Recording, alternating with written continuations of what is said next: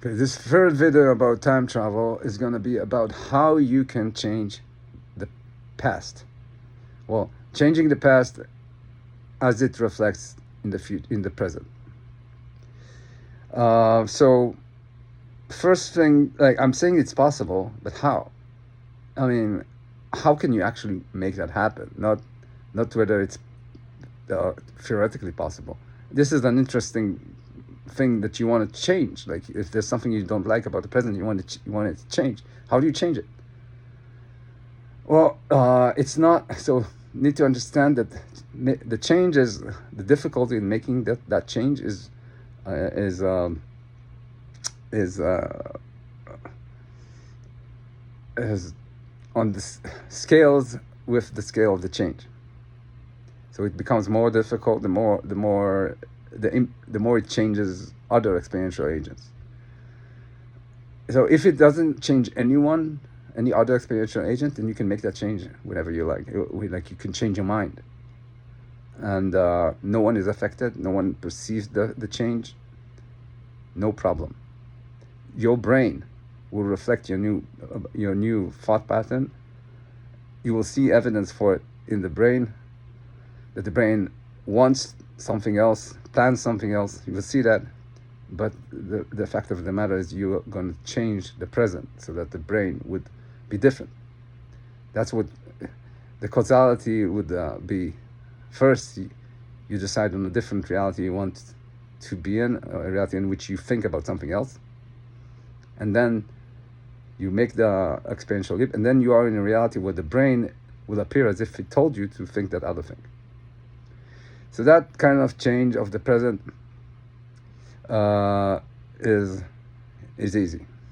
Now, let's say you want to now change something that other people are involved in. Change the present for them too. So let's say you're in the snow, you're coming on a sled into the gate of the city, coming from the right. When you come into the city, you can see the sled trails on the snow coming from the right into the gate of the city. Now you want to change the past so that it will be that you came from the left. How would you do that? Well, you don't start by changing the past. You start by telling people that you came from the left. And then you can even pay someone to remove the markings from the snow and make new markings that you came from the left. Now everyone will perceive it, will believe that's true. Now, the further the lives of everyone will depend on the truthness of you coming from the left and not from the right, the more empirical evidence will begin to emerge to justify your lie. And eventually, your memory that you came from the right, that this is all a lie, would become a false memory. Eventually, the truth will disappear. Now, this is what it means that experience is fundamental. And I know that for people that are doing, that believe in physicalism, this is outrageous. For people that believe in truth, this is outrageous. But that's the extent of the idea that experience is fundamental.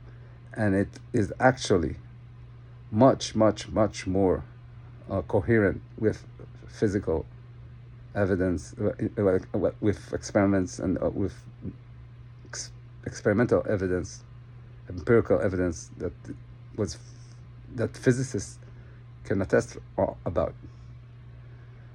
So that's how you do it. You do it through lies. You do it through fictions that eventually become the truth for everyone. Now, the bigger the change, like the way, whether you came from the left or the right on the sled, that shouldn't matter to a lot of people. But if it matters to a lot of people, and if it changes reality for a lot of people, then you get into what I call a mass body space migration.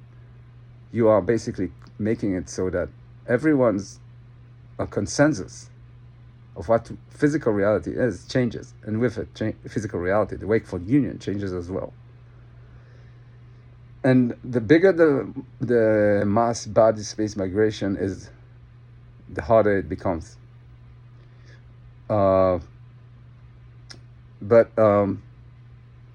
I think that if you think about why we care so much about what people think, why we care so much about making sure that people believe us,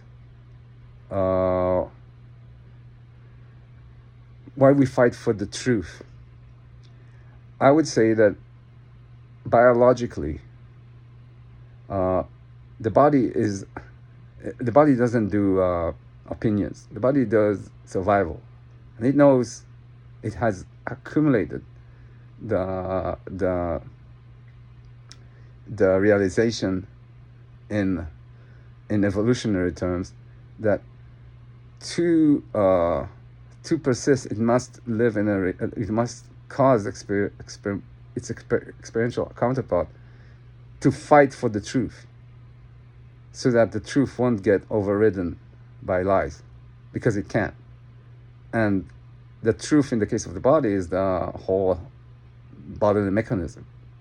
If it goes, if it is no longer supported, the body is dead. So the body has to have given experience reasons to direct its desires to fight for the truth. But that doesn't change the fact that if experience is fundamental, that's a false goal. The truth is, if experience is fundamental, that there is no truth, not in the wakeful physical sense. There is no history. There is just the history as it reflects now. And I think that this, I've said this before, this should be, some people seem to have realized this more than others, and are using these tactics to change the present, while others are expecting the truth to save them.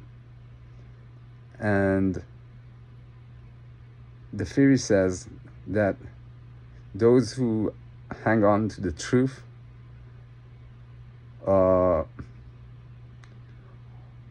even if they can prevent the truth from being degraded and disappearing, that doesn't change the fact that there is no truth.